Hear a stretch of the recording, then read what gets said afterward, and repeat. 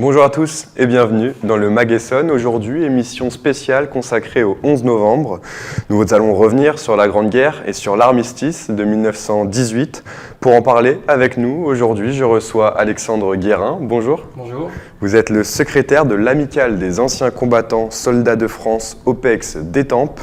Alors pourquoi est-ce que c'est encore important aujourd'hui de commémorer ce jour qui a eu lieu il y a, on le rappelle, 103 ans ?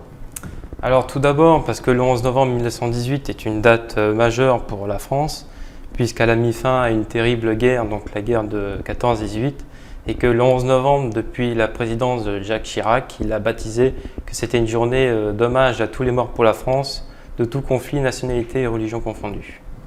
Alors cet armistice de 1918, il a mis un terme à la guerre la plus meurtrière de l'histoire, la Grande Guerre, comme l'appellent les historiens. Elle a entraîné la mort de 18,6 millions de personnes. Alors pourquoi cette guerre a-t-elle été si meurtrière ?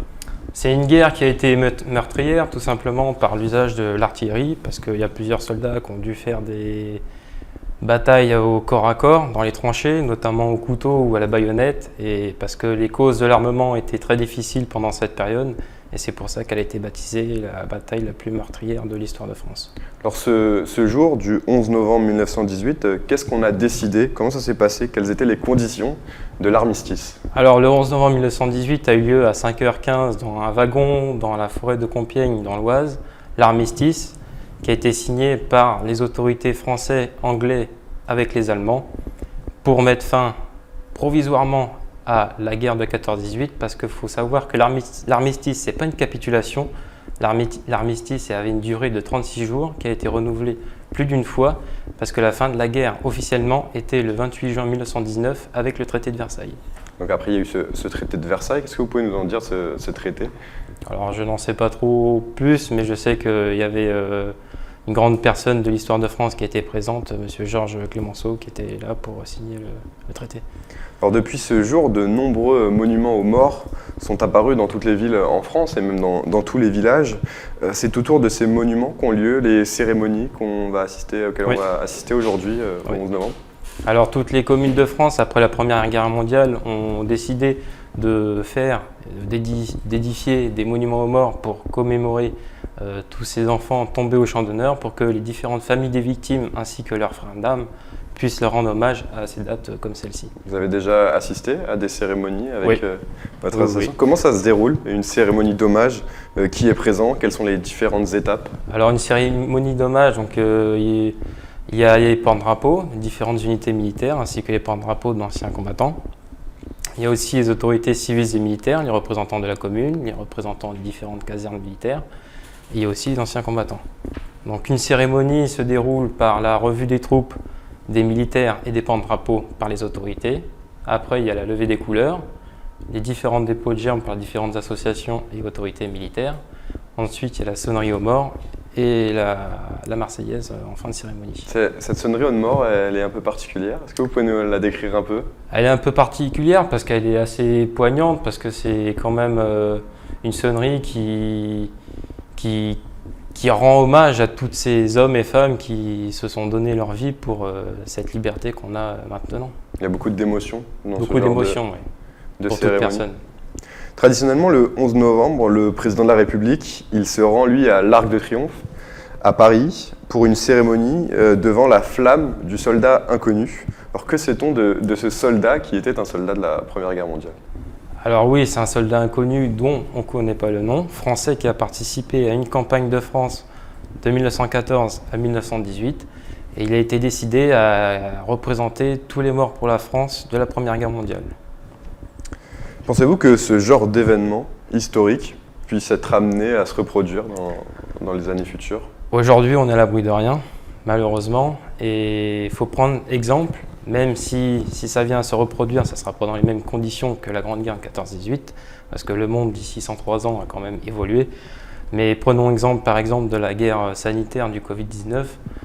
C'est un autre principe, mais il faut prendre conscience et il faut préserver cette paix qu'on a maintenant aujourd'hui pour la génération future. Vous êtes plutôt jeune, en tout cas par rapport à la moyenne d'âge qu'on peut retrouver dans des membres d'associations d'anciens combattants. Pourquoi est-ce que vous avez été attiré par cette association, par le devoir de mémoire ? Alors je suis jeune certes, mais il n'y a pas d'âge pour entrer dans une association d'anciens combattants. Alors tout a commencé parce que quand j'étais petit, mes grands-parents me parlaient beaucoup de mon arrière-grand-père, parce que je suis la 4e génération dans la famille à perdurer le devoir de mémoire. Tout a commencé avec mon arrière-grand-père qui a été poilu pendant la Grande Guerre, qui a été blessé à Verdun en 1916, qui a été à la fin de la guerre porte-drapeau. Ensuite, il y a eu son fils, donc mon arrière-grand-père, qui a participé à la Seconde Guerre mondiale, prisonnier de guerre lui aussi, qui a été porte-drapeau aussi et qui a œuvré dans les associations d'anciens combattants. Et ensuite, il y a eu mes grands-parents, donc ma grand-mère et mon grand-père, tous les deux porte-drapeau et qui œuvrent actuellement dans les associations d'anciens combattants. Porte-drapeau, est-ce que vous pouvez préciser un peu le rôle que Alors le que ça peut porte-drapeau, avoir c'est celui qui porte l'emblème de la nation, qui représente une association patriotique ou combattante et qui participe aux différentes commémorations d'une commune. Depuis combien de temps vous faites partie de l'association de l'amicale des anciens combattants Alors des temps cette amicale est toute récente parce qu'elle a été créée il y a quelques mois, mais sinon ça fait 10 ans que je suis porte-drapeau du drapeau de mon arrière-grand-père qui a participé à la Seconde Guerre mondiale, et ça fait 2 ans que je suis passé chef de protocole pour les commémorations de la ville d'Étampes. Qu'est-ce que ça représente comme responsabilité, chef de protocole? C'est quand même un poids assez lourd parce qu'on fait quand même un commandement militaire, on dirige les différents porte-drapeaux qui sont présents à chaque cérémonie, donc ça fait quand même quelque chose. Quand on dit à l'ensemble garde à vous ou repos, c'est quand même poignant. Quelles sont les principales activités, à part les cérémonies, d'une association, d'une amicale d'anciens combattants? Qu'est-ce que vous faites au quotidien? Vous vous retrouvez toutes les semaines pour échanger ou pas? Alors pas toutes les semaines, mais une fois par mois, on essaye de se projeter pour essayer de réaliser des différents événements et projets pour l'amicale.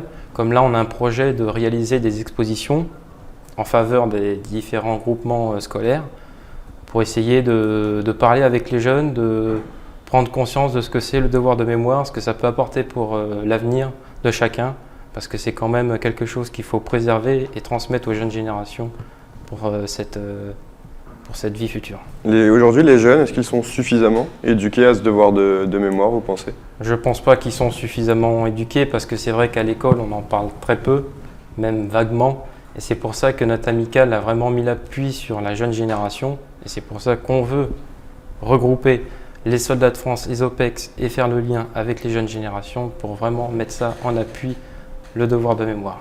Alors vous devez sûrement connaître cette initiative d'agriculteurs qui ont lancé un musée de devoir de mémoire pour les soldats d'Étampes. Qu'est-ce que vous pensez de cette initiative? Je trouve que c'est une très bonne initiative. Et oui, je connais, j'avais déjà... Vous avez été au musée? Ouais.